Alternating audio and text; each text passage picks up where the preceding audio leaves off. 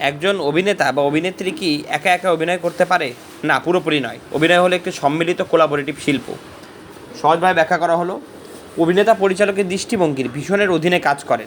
পরিচালক বলে দেন চরিত্রটা কেমন করে কথা বলবে, চলবে, কীভাবে অনুভব করবে।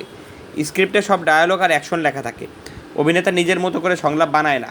ক্যামেরা, আলো, সম্পাদনার মাধ্যমে পারফরমেন্স দেখানো, এগুলো অভিনেতা নিয়ন্ত্রণে থাকে না। তবু অভিনেতা চরিত্রে নিজের অনুভব আর ব্যাখ্যা যোগ করেন, এটি তাদের সৃজনশীল ক্রিয়েটিভ অবদান। সেরা ফল আসে টিমওয়ার্ক থেকে। অভিনেতা যোগ পরিচালক যোগ টেকনিক্যাল টিম, সবাই মিলে একটা ভালো সিনেমা তৈরি হয়। সারাংশ, একজন অভিনেতা সিনেমায় বড় অবদান রাখেন, কিন্তু একা একাই সব করতে পারেন না। এটা একটা দলীয় কাজ।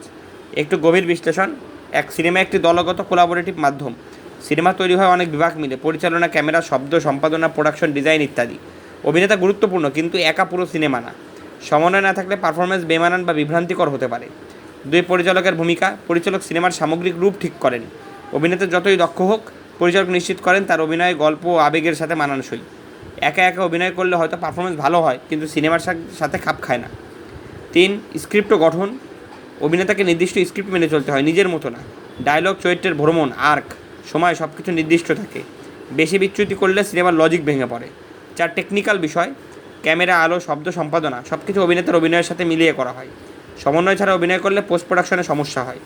পাঁচ, সৃষ্টিশীল স্বাধীনতা আছে কিন্তু সীমিত। অভিনেতা কণ্ঠ, অভিব্যক্তি, আবেগ দিয়ে চরিত্রকে জীবন্ত করেন, কিন্তু এটি পরিচালকের নির্দেশনা স্ক্রিপ্টের ভেতর থেকেই করতে হয়। উদাহরণ, দ্য গডফাদার 1972। মার্লন ব্র্যান্ডো বিটো কর্লিওনে চরিত্রে দুর্দান্ত অভিনয় করেন, কিন্তু তিনি পরিচালক ফ্রান্সিস ফোর্ড কাপোলার দিক নির্দেশনা অনুসরণ করেন। কাপোলা বলে দেন চরিত্রটি কীভাবে কথা বলবে, আচরণ করবে। স্ক্রিপ্ট, ক্যামেরা অ্যাঙ্গেল, আলো, এডিটিং সবই তার অভিনয়কে সহায়তা করে। ব্র্যান্ডো যদি একা একাই নিজের মতো করে অভিনয় করতেন, তাহলে সিনেমার শক্তি ও সামঞ্জস্য নষ্ট হয়ে যেত। উপসংহারে বলা যায়, একজন অভিনেতা যতই প্রতিভাবান হন না কেন, সিনেমার ভেতর তিনি একা নন। সফল সিনেমার জন্য দরকার দলগত প্রচেষ্টা, পরিচালকের নির্দেশনা এবং টেকনিক্যাল সমন্বয়। একক অভিনয় নয়, সমন্বিত কাজই সিনেমার প্রাণ।